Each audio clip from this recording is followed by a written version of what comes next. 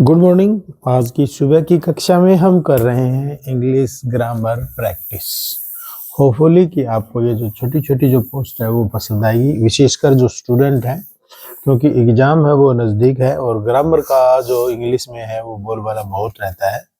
तो अब जो टॉपिक्स हैं वो है मॉडल से रिलेटेड। किसी भी तरह का सेंटेंस है वो पूछा जा सकता है, बस हमें ध्यान देना है सिर्फ बेसिक पर।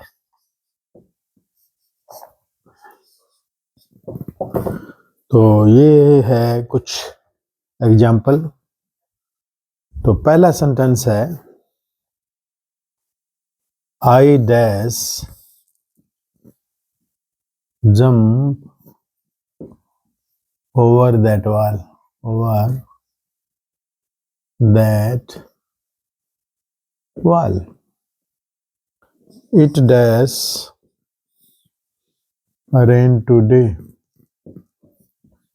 TODAY, today. When I was 20, I dash play games. खेलों को खेलता था मैं। You dash obey your parents. Obey your parents. Dash I come in, sir. Come in, sir. तो ये है कुछ वाक्य मॉडल्स रिलेटेड। आपको फिल करने हैं can, could, shall, should, will, would, may, might.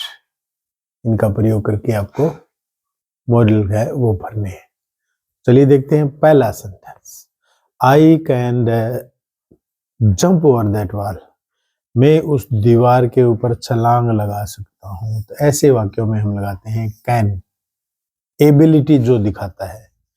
कुछ सेंटेंस है वो एबिलिटी दिखाएंगे, कुछ पॉसिबिलिटी दिखाएंगे, कुछ प्रोमिसेस है वो दिखाएंगे और कुछ एडवाइस दिखाएंगे। तो उसी बेसिक पर हमें वाक्यों को फिल करना है। How to fill models.